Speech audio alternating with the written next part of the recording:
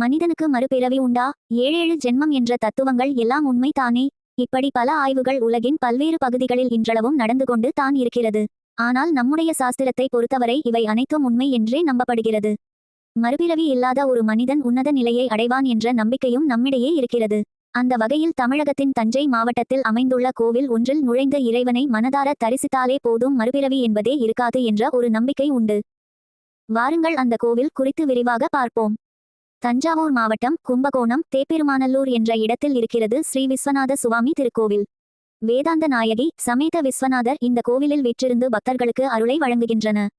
இந்த கோவிலுக்குள்ள தனித்துவம் என்ன வென்றால், இந்த கோவிலுக்குள் யார் வேண்டுமானாலும் நினைத்தவுடன் எளிதில் செல்ல முடியாது.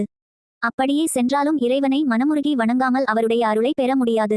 ஏன் என்றால் மறுபிறவி இல்லாத ஒரு உன்னதமான வரத்தை தரக்கூடியவராய் இருக்கிறார் இங்குள்ள இறைவன். நம்ப முடியாத பல விஷயங்கள் இந்த கலியுக நாட்களில் நடந்து கொண்டு தான் இருக்கின்றன. அந்த வகையில் கடந்த 2010ஆம் ஆண்டு சூரிய கிரகணத்தின் போது இங்குள்ள சிவபெருமானை தரிசிக்க வந்த நாகம் ஒன்று தனது தோலினை சிவபெருமானுக்கு மாலையாக அணிவித்து வில்வ இலைகளை வைத்து பூஜை செய்து சென்று பிரதோஷ தினத்தன்று இக்கோவிலுக்கு சென்று வழிபடுவது என்பது மிகவும் சிறப்பு வாய்ந்ததாகும். மற்ற கோவில்களின் விதிமுறைகளுக்கும் இந்த கோவிலின் விதிமுறைக்கும் இடையே பல மாறுதல்கள் இருக்கின்றன. இக்கோவிலில் எழுந்தருளியிருக்கும் தெய்வங்கள் அனைத்தும் வேறு எங்கும் காண முடியாத மாறுபட்ட கோலத்தில் காட்சி அளிக்கின்றன. வேதாந்த நாயகியின் சிறப்புகள். மிகவும் பழமையான இந்த கோவிலில் 4 வருடங்களுக்கு முன்னர் காலை 4 மணி முதல் 9 மணி வரை தீபம் தானாக அணைந்தும் மற்ற நேரங்களில் தானாகவே எரிந்தும் கொண்டிருந்த அதிசயம் நடந்துள்ளது. இந்த கோவிலின் தெற்கு திசை நோக்கி தனி சன்னதியில் வேதாந்த நாயகி அம்மன் வலது காலை முன்னோக்கி வைத்து உதட்டினை குவித்து நம்மிடம் பேசுவது போன்ற தோற்றத்தில் காட்சி அளிக்கிறார்கள். வேதாந்த நாயகி அம்பாளுக்கு வெள்ளிக்கிழமைகளில் குங்கும அர்ச்சனை செய்து வழிபட்டு வந்தால் திருமண தடை நீங்கும் என்பது ஐதீகமாக உள்ளது.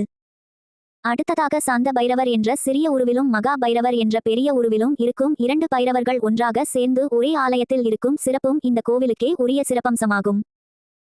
காக்கை வாகனத்தில் சனி பகவான் உயரமாக மேற்கு திசை நோக்கி காட்சியளிக்கிறார். இவர் சிவபெருமானை பிடிப்பதற்கு முன்னர் அம்பாளை வேண்டி அவரின் அருளை பெற்றிருந்த ஆனந்த காட்சி இதுவே ஆகும். சனி தோஷம் உள்ளவர்கள் இந்த சனி பகவானை வணங்கினால் தோஷம் நீங்கும் என்பதும் இக்கோயிலின் சிறப்பாக உள்ளது. சனி பகவானின் தோஷத்திலிருந்து நிவர்த்தி பெறுவதற்காக சிவபெருமான் 12 ஜோதிடலிங்கங்களை ஒன்று சேர இக்கோவிலுக்குள் வரவழைத்தார். அவர்களில் ஒருவரான காசி விஸ்வநாதர் இக்கோவிலின் உள்ளேயே நிரந்தரமாக வாசம் செய்கிறார். ஜோதிட லிங்கங்களில் ஒன்றை நாம் வழிபட்டோம் என்றாலே நமது பாவங்கள் அனைத்தும் மறைந்துவிடும். ஆனால் 12 ஜோதிடலிங்கங்களும் இந்த இடத்தில் தோன்றி அருள் புரிந்தமையால் இந்த கோவிலுக்குள் 7 ஜென்மத்திலும் எந்தவித பாவங்கள் செய்யாதவர்களும் மற்றும் மறுபிறவி இல்லாதவர்களும் மட்டும் தான் உள்ளே நுழைய முடியும். ஓம் நமசிவாய. வாழ்க வளமுடன். இனிய காலை வணக்கம்.